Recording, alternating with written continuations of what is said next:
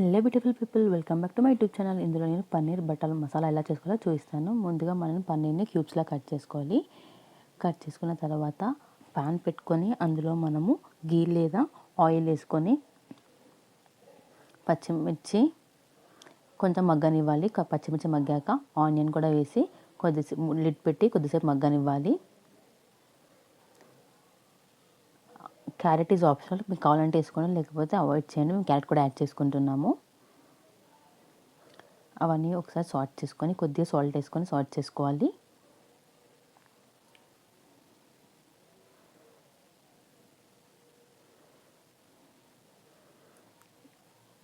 అవన్నీ మగ్గాక నెక్స్ట్ మనం 2 టమాటోస్ వేసుకోవాలి.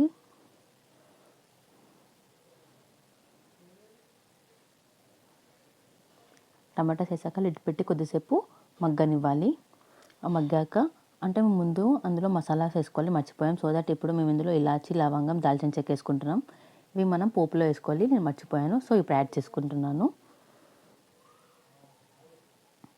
ఇక్కడ దాల్చిన చెక్క, ఇలాచి, లవంగం ఇంకా వెల్లిపాయలు కూడా వేసుకొని అవి చల్లార్చుకోవాలి. చల్లార్చిన తర్వాత మనము ముందుగా ఉడికించిన టమాటో, ఆనియన్, పచ్చిమిర్చి వాటిని మిక్సీ జార్లోకి తీసుకొని ఫైన్గా బ్లెండ్ చేసుకోవాలి. బ్లెండ్ అయిన తర్వాత మనం ప్యాన్ పెట్టుకొని అందులో బటర్ లేదా గీ వేసి మనము ముందుగా క్యూబ్లా కట్ చేసుకున్న పన్నీర్ని కొంచెం రోస్ట్ చేయాలి. పన్నీర్ రోస్ట్ అయ్యాక తీసుకొని సైడ్కి పెట్టుకొని అదే ప్యాన్లో మనము ఇంకొద్దిగా గీ అయినా ఆయిల్ అయినా యాడ్ చేసుకొని అందులో సాజీరా,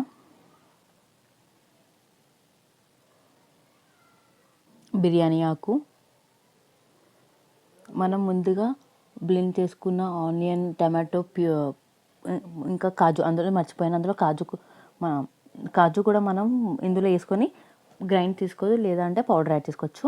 ఇక్కడైతే మేము ముందుగా గ్రైండ్ చేసిన టమాటో, ఆనియన్ గ్రేవీని ఇందులో యాడ్ చేస్తున్నాము. దాని తర్వాత మనకు కావాల్సినంత చిల్లీ పౌడర్,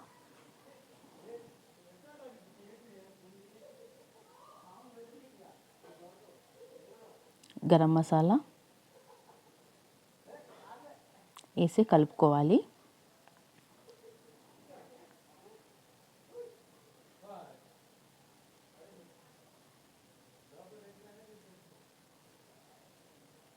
ధనియా పౌడర్ కూడా యాడ్ చేసుకుంటున్నాము. పసుపు, నెక్స్ట్ మనం కాజు పౌడర్ వేసుకుంటున్నాము. ఇన్ కేస్ మీకు కావాలంటే మీరు టమాటోలోనే వేసి కాజుని గ్రైండ్ చేసుకోవచ్చు. మేము ఇక్కడ పౌడర్ యాడ్ చేసుకుంటున్నాము. ఇవన్నీ వేసి బాగా కలుపుకొని కొద్దిసేపు మగ్గనివ్వాలి. మగ్గి మనకి పైకి ఆయిల్ తెలుస్తున్నప్పుడు మనం ఇందులోకి kasuri methi, little pinch of sugar add చేసుకోవాలి. మనకి ఎప్పుడైతే పైన గీ కనిపిస్తుందో అప్పుడు మనము ఈ గ్రేవీలోకి పన్నీర్ కూడా యాడ్ చేసుకోవాలి.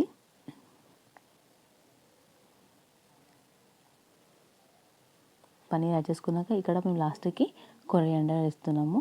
అంతే, ఎంతో tasty and Emmy paneer butter masala recipe ready.